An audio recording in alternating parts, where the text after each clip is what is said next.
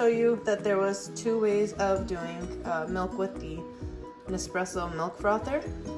You can either do a frothed hot milk, or you can do a textured hot milk by just removing this wire part.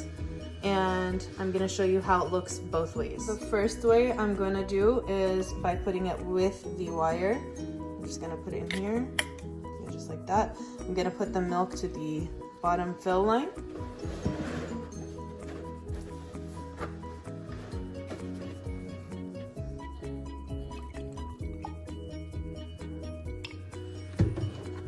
Now I'm going to froth this milk. Show you.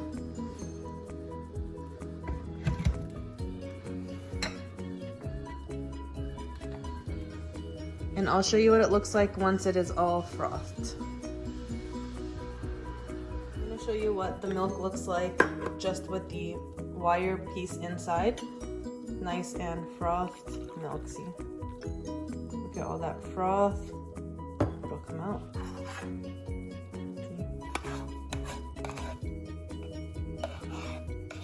Lots of froth.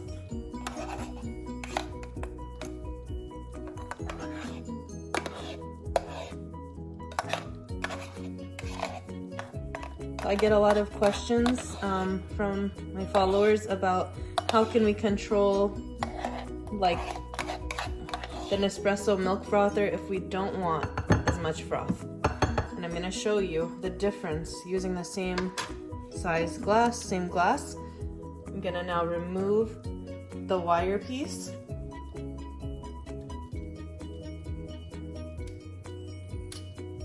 See, I took it off. And I'm going to now put milk in here and make a milk froth without the wire piece.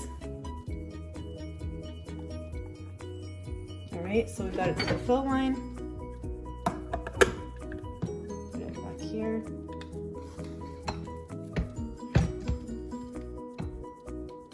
And I'm going to show you all the difference of the two milks, with and without. I'll make a latte with both and show you what it looks like. So now I'm going to show you what it looks like without that wire piece inside. We've still got some bubbles, but I'm going to show you how it's not as frothy. Still has some bubbles, but look at the difference in the texture. See, it's more flat. Same amount of milk. Now I'm gonna make a latte using both types of milk just so you can see a difference.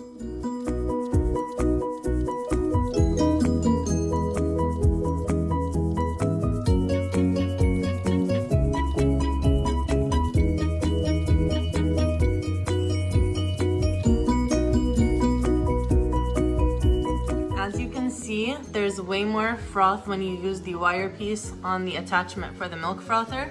You still get foam without it, just using this by itself inside of your milk frother.